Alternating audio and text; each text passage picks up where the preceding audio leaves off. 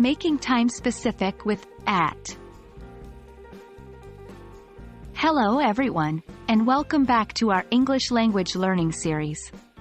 Today, we're going to dive deep into one of the most common simple prepositions of time, at.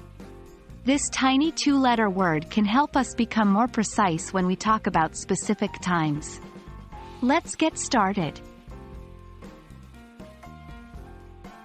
When we discuss time in English, at is used to point to a specific moment.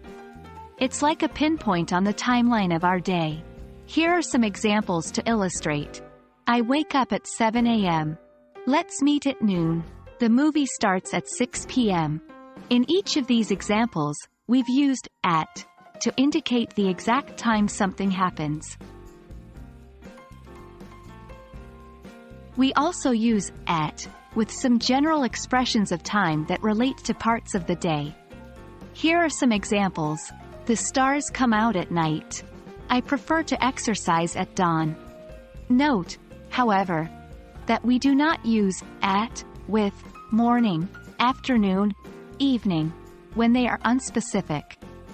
For instance, we say, I will do it in the morning, not at the morning.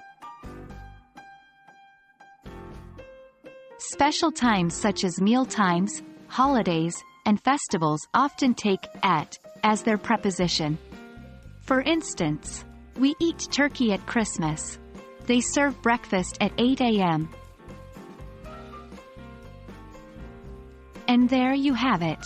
By using at properly, we can refer to specific times and make our conversations about schedules and plans more precise and accurate. Practice using at, as we've learned today, and you'll master it in no time. Remember, language learning is a journey and every small step counts.